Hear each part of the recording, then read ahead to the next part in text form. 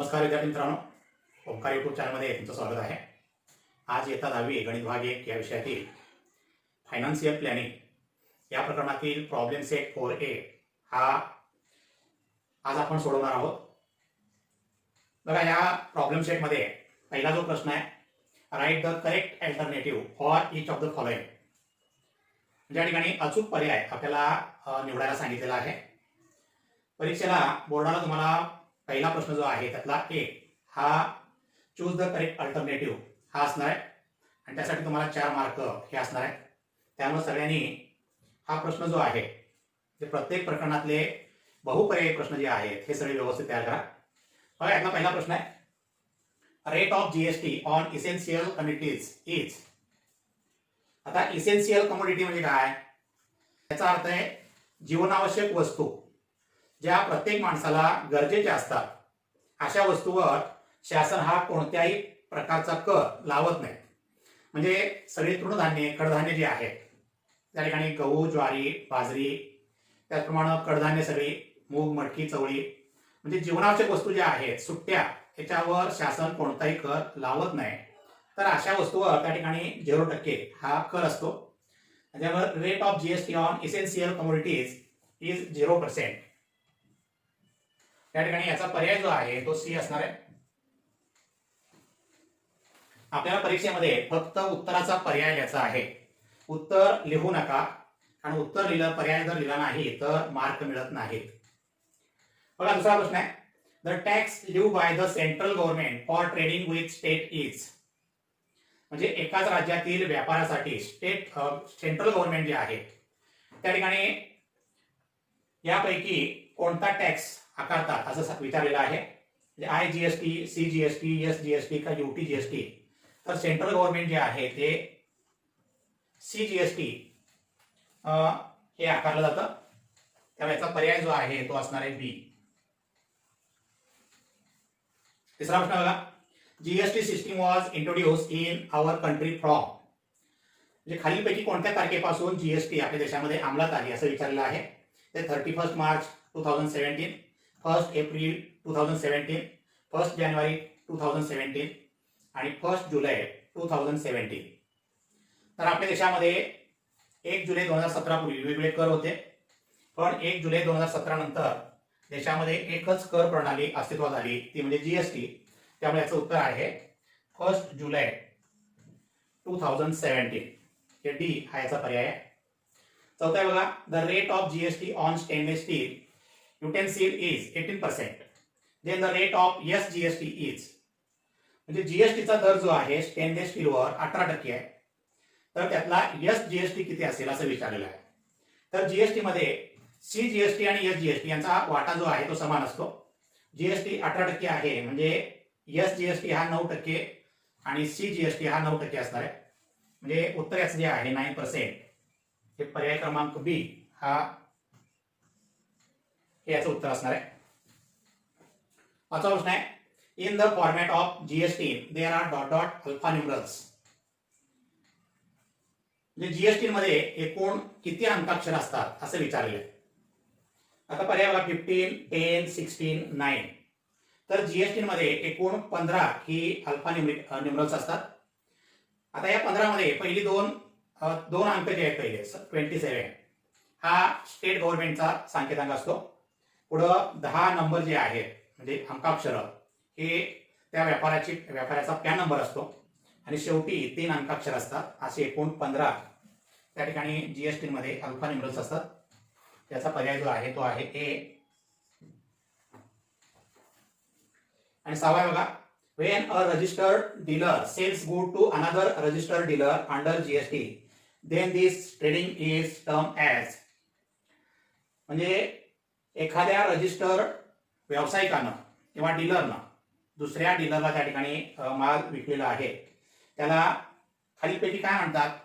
तर BB, B2B, BC, B2C यापैकी त्याला B2B डीलर टू डीलर हा पर्याय जो आहे याचा बी असणार आहे। तर याप्रमाणे परीक्षेमध्ये फक्त अचूक पर्याय लिहिणं हे गरजेचं आहे, उत्तर लिहू नका। सगळ्यांनी हे नीट समजावून घ्या।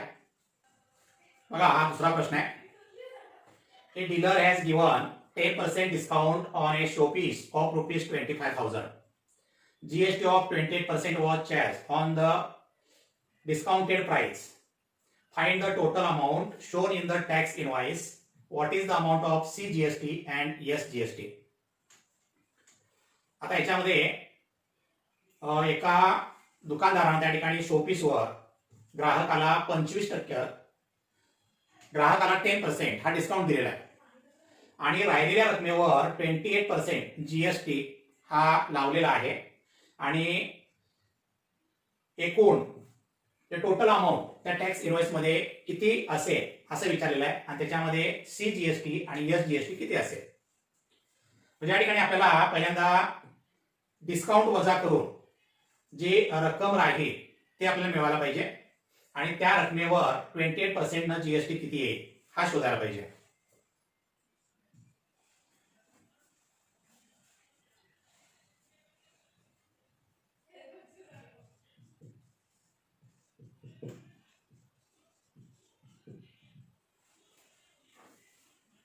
बघा टोटल डिस्काउंट जो आहे किती मिळाल त्याला, तर हे 25,000 आहे.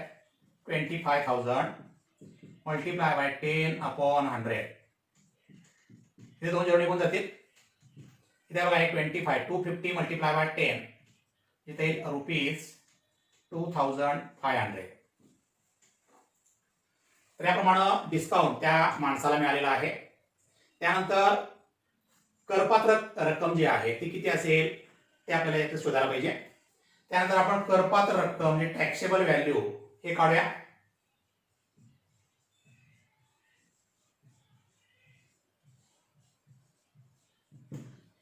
Taxable value is equal to इथे बघा 25,000 मायनस 2,500. या दोघांची वजाबाकी जी आहे ती किती बघा इथं, तर 25,500.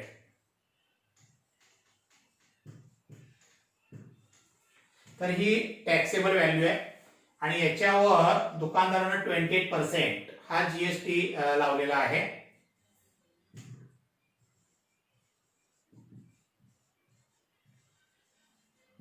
Rate of GST equal to 28%. Therefore GST is equal to 22,500 multiply by 28/100. इथे दोन झिरो निघून जातील. इथे 225 multiply by 28. बघा दोघांचं मल्टिप्लिकेशन किती होईल, 8 5 जा 40, 8 2 जा 16 plus 4 20, 8 2 जा 16 plus 2 18, 2 5 जा 10, 2 2 जा 4 plus 1 5, 2 2 जा 4, 8 plus 5 13, 6,300.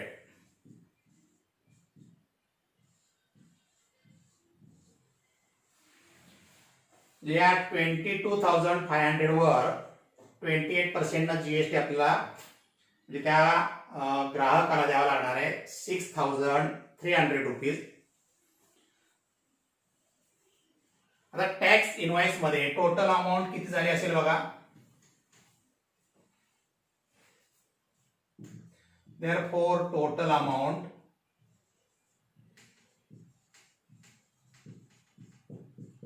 in tax invoice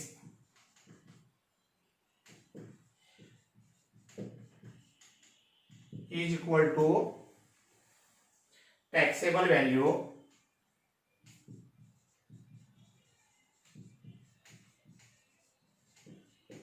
plus GST.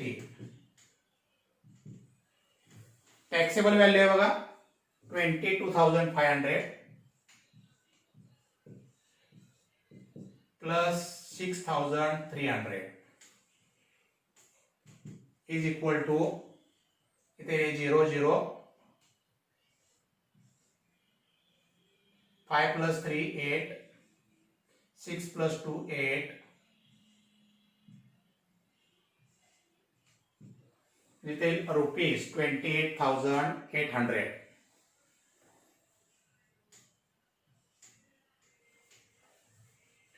तर हे टॅक्स इनवॉइस मध्ये टोटल त्या ठिकाणी अमाऊंट असणार आहे. आता जीएसटी जो आहे हा 6,300 आलेला आहे. त्यातला सी जीएसटी किती आणि एस जीएसटी किती हे आपल्याला सांगायचं आहे. therefore C GST is equal to GST upon 2. 6,300 upon 2 equal to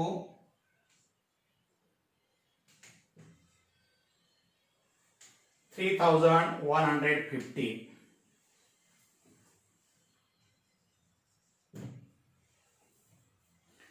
तेवढाच एस जीएसटी पण असणार आहे.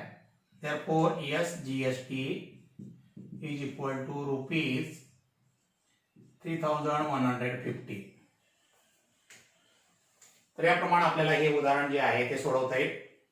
पहिल्यांदा डिस्काउंट काढून घ्या, नंतर टॅक्सेबल व्हॅल्यू काढायची, त्यानंतर आपल्याला जीएसटी काढायचा आहे. टॅक्सेबल व्हॅल्यू प्लस जीएसटी ही टोटल अमाऊंट असणार आहे. सी जीएसटी आणि एस जीएसटी हे जीएसटीच्या निम्म असणार आहे. बघा प्रॉब्लेम सेट 4A मध्ये हे एक्झाम्पल नंबर 3 या ठिकाणी दिलेला आहे. A readymade garment shopkeeper gives 5% discount on the dress of ₹1000 and charge 5% GST on the remaining amount. Then what is the purchase price of the dress for the customer? या ठिकाणी readymade दुकानदार जो आहे, readymade dress विकणारा दुकानदार यांनी 1,000 रुपयाच्या किमतीवर 5% सूट दिलेली आहे आणि राहिलेल्या किमतीवर त्या ठिकाणी 5% जीएसटी हा लावलेला आहे. तर परचेस प्राइस त्या कस्टमरची किती असेल असं विचारलेलं आहे. आता डिस्काउंट जो आहे तो 5% आहे.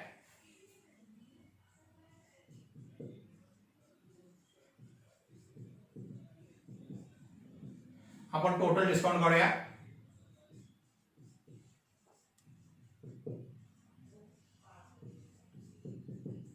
टोटल डिस्काउंट इक्वल टू 1000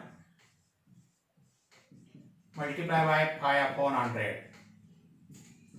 इथे 2 शून्य जातील, 10 गुणिले 5 म्हणजे ते 50. हे टोटल डिस्काउंट जो आहे हा 50 रुपीज असणार आहे. आता टॅक्सेबल व्हॅल्यू काढूया आपण.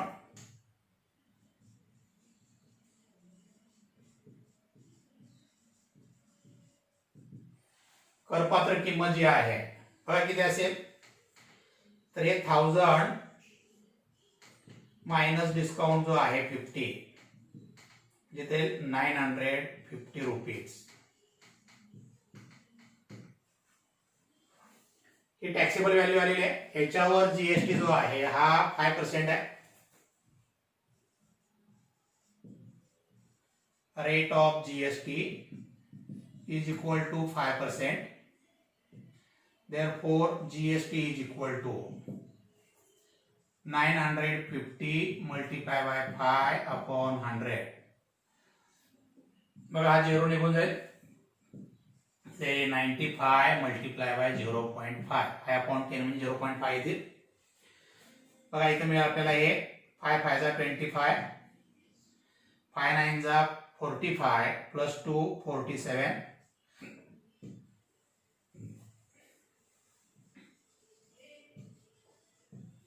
तर हे 47.5 रुपीज हा जीएसटी असणार आहे आणि टॅक्सेबल व्हॅल्यू प्लस जीएसटी ही परचेस प्राइस असणार आहे कस्टमर साठी.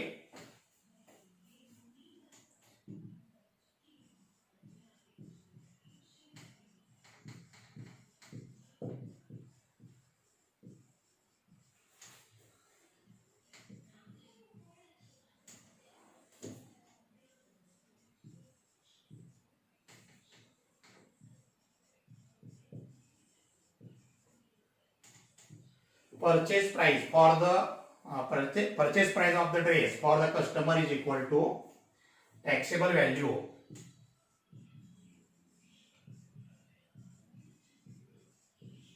Plus GST. इथे बघा 950 प्लस 47.5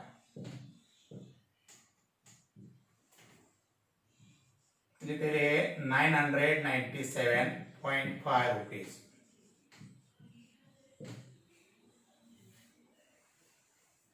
तर याप्रमाणे तुम्हाला परचेस प्राइस जी आहे ड्रेसची ती काढता येईल. उदाहरण 2 सारखंच हे उदाहरण आहे. पहिल्यांदा डिस्काउंट काढून घ्या, टॅक्सेबल व्हॅल्यू काढा, total amount minus discount, rate of GST आहे त्याच्यावर GST घ्या आणि टॅक्सेबल व्हॅल्यू प्लस GST हे असेल परचेस प्राइस. एक्झाम्पल नंबर 4 आहे.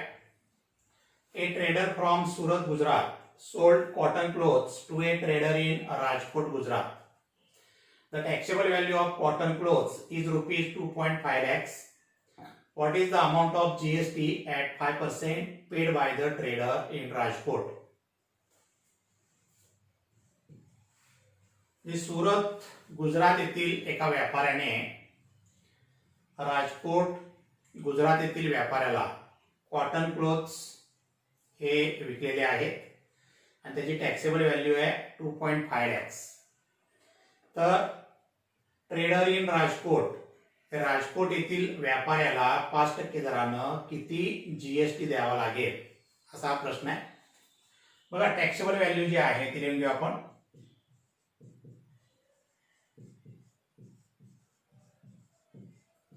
Taxable value is equal to rupees 2.5 lakhs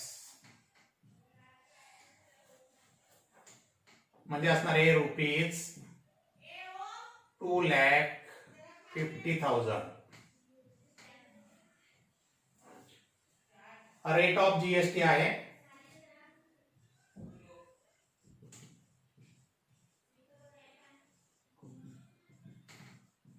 5%. Therefore, GST is equal to 2,50,000 multiply by 5/100. इथे 2 zero निघून जातील. त्याला बघा 500 500 5 5 जा 25 5 2 जा 10 प्लस 2 12 इथे रुपीज 12,500 एवढा हा GST राजकोट येथील व्यापाऱ्याला द्यावा लागेल.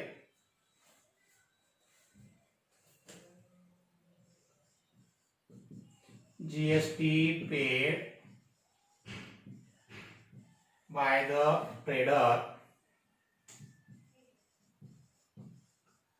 in Rajkot